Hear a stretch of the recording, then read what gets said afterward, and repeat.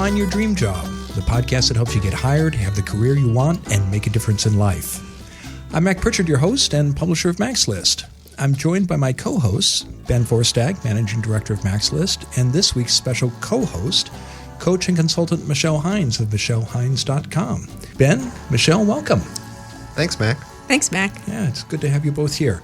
Our show is brought to you by our book, Land Your Dream Job in Portland and Beyond. To learn more about the book and the updated edition that we published on February 1st, visit maxlist.org/book. Hey, Mac. Ben here.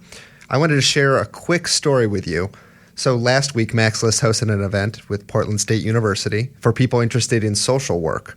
One of the attendees of this event, her name's Mary, she bought a copy of our book, Find Your Dream Job, and she just sent me the following email. It says, I felt a little stuck in my career, knowing it wasn't heading in the direction I wished. I was starting to feel a bit demoralized, to be honest. However, after the panel presentation, the meet and greet last week, I now feel energized, hopeful, and driven to begin working toward a new, meaningful career.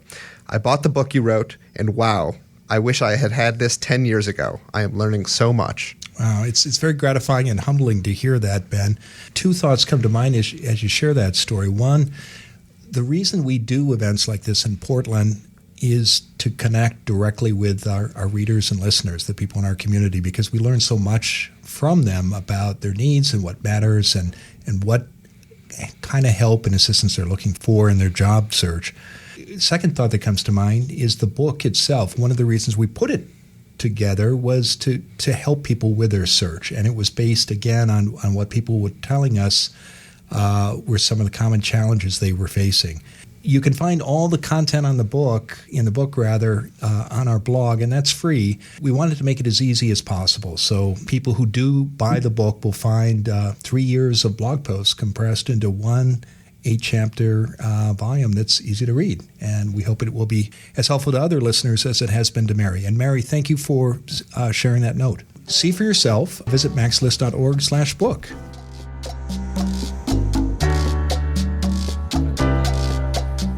It's illegal for an employer to discriminate based on age, but job seekers over the age of 50 will tell you it happens every day. Older workers stay out of work longer and may earn less than in previous jobs when they do return to the workforce. According to the AARP, that's the American Association of Retired Persons, the average period of unemployment for people 55 years and older is 54.3 weeks, almost twice as long as the 28 weeks younger workers spend job hunting. This week on Find Your Dream Job, we're talking about looking for work after the age of 50. Ben Forstag has a website you can use to relaunch your job hunt or your career if you're 50 or older. And our special guest host, Michelle Hines, answers a question from a listener about how much homework job seekers of any age should expect employers to require. And finally, I interview this week's guest expert, Kerry Hannon, author of Getting the Job You Want After 50. We know from our audience surveys that baby boomers, people born between the years 1945 and 1965, make up the second largest group of maxlist.org readers. Michelle, Ben, I'm curious, what are some of the common concerns you hear about job hunting from people older than 50? One of the things I hear, Mac, is about reporting to a younger boss. So I think it's really important for people to be aware that they're going to be working in a multi-generational environment and to be prepared to give examples of how they've done that successfully. Any tips about if it's the first time you've worked for someone younger than you, about how to approach that? I think that communication is key. Just asking questions about how that person likes to communicate, how often, in what mode, and just keeping a dialogue open so that you can develop a good partnership with your new supervisor. Yeah, I think that's great advice for building a relationship with any supervisor. Ben, what about you? When you're out there at events or in the community, what do you hear from readers and listeners? Well, I talk to a lot of people who say that they experience real or perceived age discrimination. And I think where that comes from is they just feel that they can't even get their foot in the door in organizations because their resume says that they're 40 or 50 years old, and employers don't want to hire someone that old because there's perceived issues with older workers. Again, I don't know if this is real or just perceived, but definitely in the job seeker's mind, this is a barrier for them entering the workforce. Yeah, well, there's certainly research out there that shows that it takes longer for older workers to find their next job. And I think you're raising a concern I hear a lot from readers and listeners. What is your advice about how best to address that? So I think there's a lot of different tactics you can take to kind of hide your age on your resume, and I have mixed feelings about that. You can not put the years that you graduated college in, for example, or take some other dates off of your resume. You hear some other tips like don't have a yahoo.com email address. I'm not sure how effective those things are. My advice for anyone who believes that they're running up against that barrier of ageism is to embrace how old you are. You can't do anything to change that, but you can market yourself around your age, right? So if you have the right skill set and you have the right mentality to work and you have the right approach to working with colleagues, even younger colleagues, I think you can market yourself as a solution for any organization that's out there. And you just need to know that you're going to have to jump over that hurdle of age. Michelle, anything you'd like to add? I would just emphasize what Ben just said, which is you want to market your strengths, and your experience is one of your strengths. Great tips.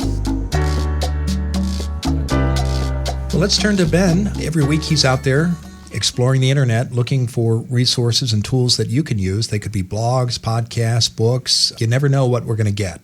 Ben, what have you discovered for us this week? So this week I want to introduce our listeners to a term I discovered in doing research for this show. That term is relaunchers, which is used to describe older professionals looking to restart or reinvigorate their careers, typically after the age of 50. Now, this, I admit, is a term I've never come across until this week. Is this a term you've heard of, Mac or Michelle? Not me. I can't wait to hear more. Yeah, it's a new one to me as well. Okay. So my resource this week is actually a website dedicated entirely to helping relaunchers, and it is called, appropriately enough, iRelaunch. That's I, like iPhone, relaunch.com. This site is a real soup-to-nuts resource for any older professional looking to get back into the workforce. They provide a lot of resources, including strategies for relaunching your career, networking opportunities for older job seekers, a recruitment section where you can upload your resume, educational conferences and job fairs with organizations specifically looking for more seasoned professionals, and other tools. iRelaunch also sells consulting services to job seekers needing additional assistance and to organizations that are looking to add veteran talent to their roster. So this is an organization that does a lot of different things. I'm intrigued, Ben, by the information they provide about job hunting, because I think one of the challenges for people ages 50 and older, and I speak as someone who's 57, is learning how to job hunt. And the skills and strategies that served us well 20, 30 years ago just aren't as effective as they were back in the Reagan and first Bush administrations. Definitely. And one aspect of iRelaunch that I really want to call attention to is their list of jobs, internships, and educational programs for relaunchers. So this is kind of a response to people who say, well, organizations just don't want to hire older folks. This is a list of organizations who are explicitly looking to bring in older employees. So if you feel like you're coming up against that barrier, these are the kind of organizations you might be looking for. There's this thing called a relaunchship, which is essentially a paid internship for older workers looking to get updated experience in a new field. And iRelaunch.com lists several dozen employers from around the world who offer these relaunchships. The site also includes unpaid volunteer opportunities where you can refresh your skills and better position yourself for future employment.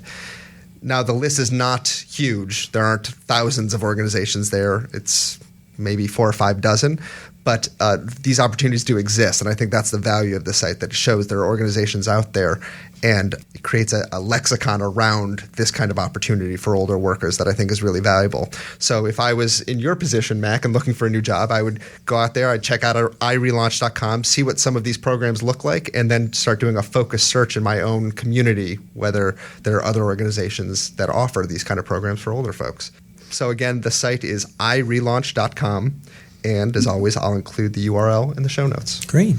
Sounds like a great resource, Ben. Thanks for bringing that forward. Do you have a suggestion for Ben, an idea, or is there a book or a podcast that has been very helpful to you in your job search? Please write him. His address is ben@maxlist.org, and we may share your idea on a future show. Now it's time to hear from you, our listeners. Our guest co-host this week, Michelle Hines, joins us to answer one of your questions. Michelle, what do you hear from our listeners this week? So we have a question about interviewing practices. This week's question comes from our listener, Brian Ritter. I have a question about interviewing practices. My current employer assigns homework to job applicants that make the shortlist. This is a small task that reflects the kind of work that they would do on the job. Do many organizations do this? Is it a growing trend? So this is a great question, and I think it speaks to something, Mac, that you just talked about, which is learning to job hunt in the 21st century. So this is a growing trend, and I think it's a good one, both for employers and for job seekers. And it's because it gives an opportunity for the hiring manager to understand how the candidate will approach a particular task. So it can give you concrete current examples of how someone problem solves, what kinds of skills they bring to a writing assignment or crafting a tweet or writing talking points for a speech. There are two things from the question that I want to emphasize. One is that it's a relatively small task, that it takes an hour or two, let's say, and that it does genuinely reflect the kind of work that you'll expect the person to do on the job. We've certainly done writing tests and had people go through exercises like presentations at my other company, Pritchard Communications. And I think for those of us who work in communications or perhaps in journalism, this is an old experience. It certainly hasn't been uncommon to be asked to take a writing test because employers in the communications world have always wanted to see what you can do and to have you show it rather than just talk about it. I will say one of the concerns I've heard over the years from people in the public relations world is they have created products and then later seen those products or those ideas used by employers who didn't give them the job. And certainly that's a problem. And I don't think a very ethical practice at all. So I think it's really important to make a distinction between something that you're using as part of an interview process, like you would checking references or seeing someone multiple times, and actually asking for unpaid work. So I think that's a good concern to bring up. And I know in some fields, particularly in the legal field, where you get this homework before they bring you into the firm, oftentimes they'll make this a paid project. Well, they'll pay you an hourly rate to do this. And if they end up using the resource for whatever, you've been compensated for that ahead of time. Mm-hmm. Yep. So it can really vary by industry. All right. Well, thank you, Michelle. If you have a question for us, please email us at communitymanager@maxlist.org. These segments with Ben and Michelle are sponsored by the 2016 edition of Land Your Dream Job in Portland and Beyond. We've made our book even better. We've added new content, and we're offering it in the formats you told us you wanted. For the first time this year, you can read Land Your Dream Job in Portland and Beyond as a paperback, or you can download it onto your Kindle, your Nook, or your iPad. Whatever the format, our goal is the same. We want to give you the tools and tips you need to get meaningful work that makes a difference. For more information about the book, visit maxlist.org/book.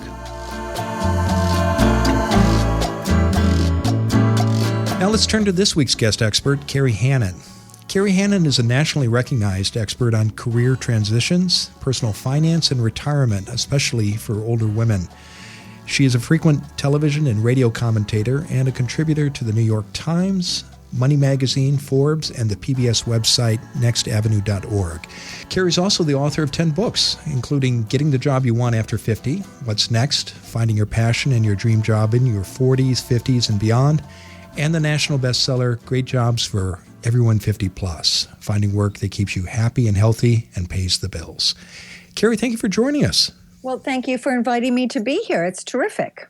Let's talk about age discrimination for older workers. How serious a problem is that? Well, the truth is ageism is alive and well in the workplace. And although it's illegal, it is something that, you just simply can't escape it as much as you try. And so, I think that this is definitely a challenge for older workers.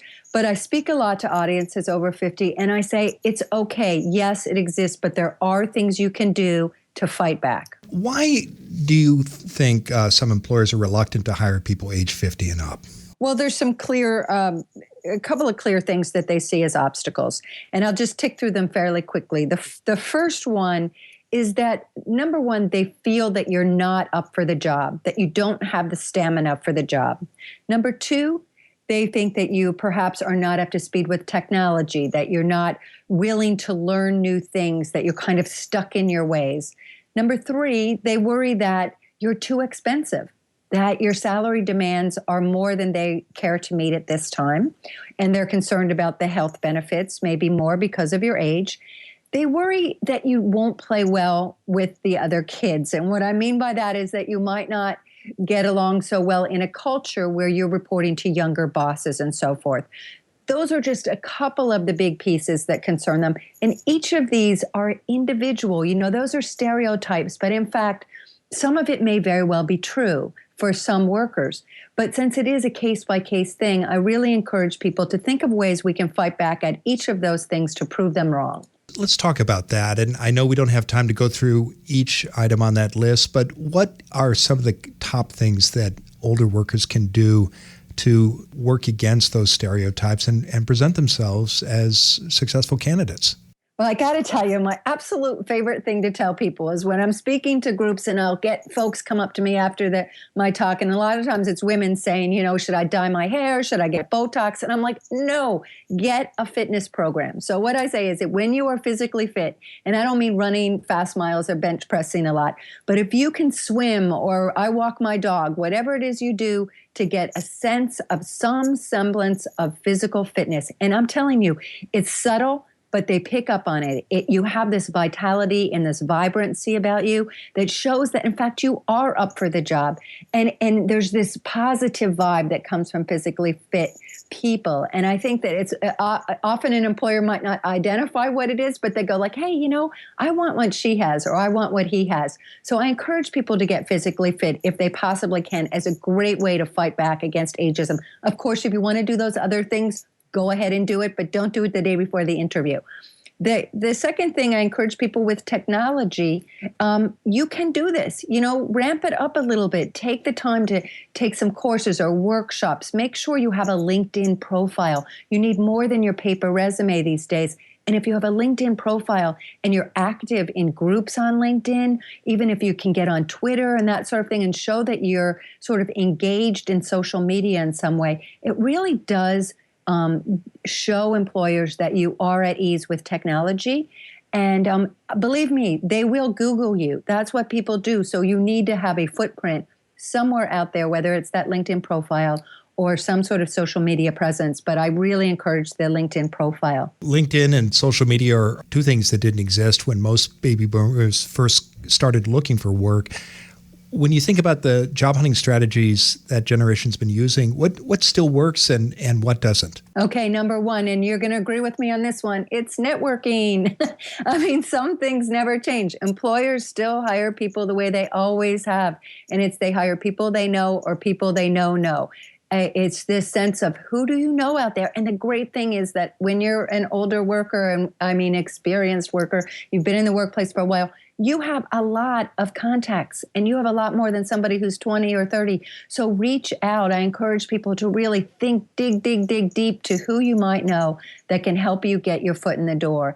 And it really makes a huge difference is using that network. And so again, if you're on social media, I actually get work through my Facebook network. Amazingly enough, people that I worked with 20 years ago have found me on Facebook and have hired me to do work. So it's out there.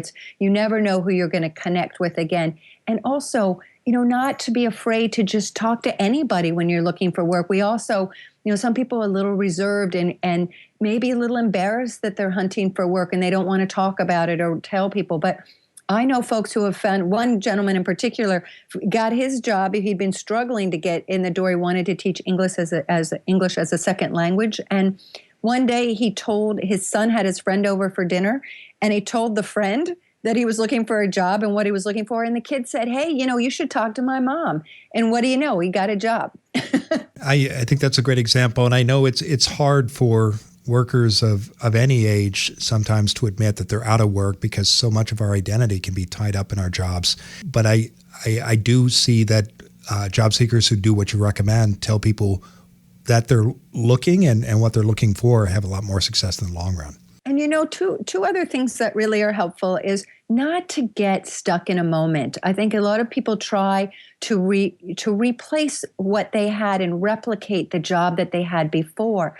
And it's very important to sort of do a little soul searching and look at, what are my skills? What are my talents? How can I maybe redeploy these in a different field, in a different arena? And actually, that might be a lot more exciting and fun anyway for you, and a lot more challenging. And you'll really love your job. But it's often people want to just keep going back to the same well. And I say, hey, let's look at what you really have in your kit here and see how you might shift into a different field. And often it's maybe perhaps with a nonprofit, if you get out and do that. And again, that's a great job hunting technique, is don't sit around and just fire off resumes online. Back away from the computer and get out and volunteer. And a colleague, a friend of mine, and someone that I've worked with a lot, often uses this expression, get out of your head and into the world. And if you can get out and start engaging and working with nonprofits, you're not only, you might find a job right there, and I'm talking skill-based volunteer work,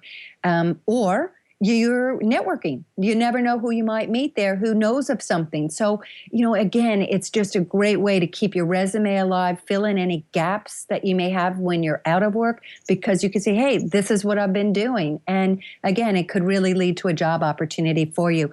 And the other piece is, it's often very helpful to get together with a job hunting group. If there are 3 or 4 other people who are looking for jobs, and I don't mean a group of whiners who are going to complain, but a couple of people who will keep you accountable to your job search. What did you do this week? Hey, did you hear about this?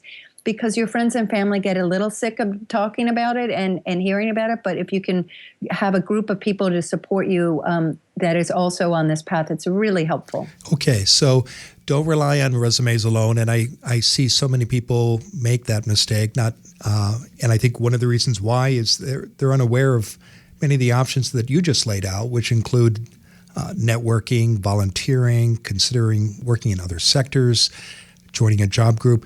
Any other tips, Kerry, about things that people can do other than sitting down at the computer and grinding out resume after resume? Yeah, because that's a black hole. 2 other things. One that's really helpful, if you can do this, and if you, I think having a career coach, and maybe just on a limited basis, but if you can, studies have shown that people who work, especially this over 50 group, if you have somebody you connect with who is not sort of an unbiased opinion, and a career coach often helps. Sometimes if you can't afford to hire one, you may be able to find one through community colleges or something like that, or word of mouth. You may also be able, through the federal government's career one-stop centers, often have free career coaching. But what I'm saying is, even a limited basis, if you can talk to somebody who can really look at your resume for you, look at you and how you present yourself, and take a look give you a fresh look at what's going on there, because you get so stuck in how you perceive yourself, and maybe your immediate circle perceives you, but somebody else can see you in a different light and say, hey, you should be pushing in this direction. And I think we often get very depressed if we've been in the job hunt for a while.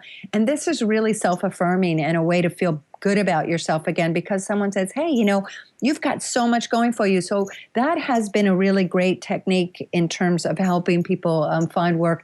And also, don't be afraid to take a part-time job or a contract job, because, just because you're looking for a full-time job doesn't mean that you should turn down some sort of intermediate work, because again, that keeps your resume alive and it keeps you out there using your skills and your networking. Yeah, and I think that can be challenging for people who are farther along in their career, because they may think, I shouldn't have to volunteer, or I've moved beyond part-time work. But I see that the people who do that, who have more success in the long run, because they're getting out of the house and back in the community, and they're doing something in the sector where they want to be. Yeah, I think that's important. And the other piece of it is the salary piece is huge in many ways, because I think we often overestimate what our value is in the marketplace, and have unrealistic expectations. And it's perfectly understandable that would be the case, but it's often is hard to get that same salary you had before. And face it, I'm not going to sugarcoat that. It really is a huge issue.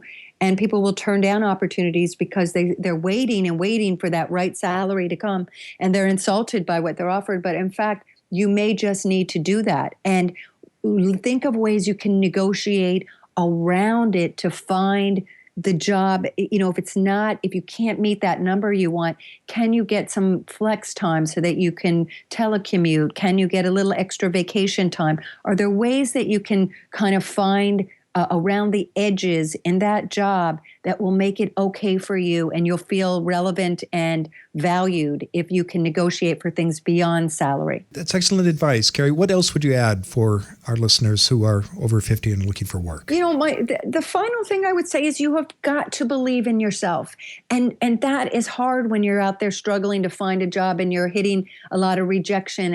And I honestly believe you need to have a good circle of people who are at your back and believe in you. But it's important that you believe in who you are and yourself, and have some confidence so that when you're out there in the market, do your work, really do your homework, reach into, if you want to be in a particular industry, go to meetings, go to any kind of function where you might be able to get engaged back in your group, and keep your skill set relevant. If you don't fall behind and don't apply for jobs that you don't have the skills for, if a job description says they want you to have a certification in something, then get it. Or, you're not going to learn that on the job if they already want it. So really, think hard before you send out your applications for something to make sure you really are qualified. But the bottom line is what I said right at the start there is, it's important to believe in yourself and know that there is something out there for you. Well, thank you, Kerry. Tell us what's coming up next for you. Thank you very much.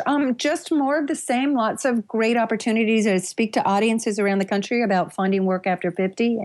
And I also speak to a lot of women about getting financially empowerment for them and financial security. And women over 50 particularly need to pay attention to this. And of course, work and jobs all play into that. So more of the same, and some great opportunities to write for various outlets. And on we go. So I really appreciate being on your show today. Thank you. Well, thank you for joining us, Kerry.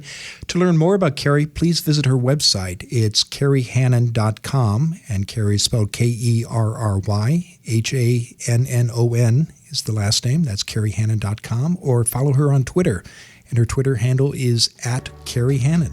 Kerry, thanks again. Thank you very much. Take good care. We're back in the Max List studio with Michelle and Ben. Tell me, what did you think were the most important points you heard Kerry make? Michelle?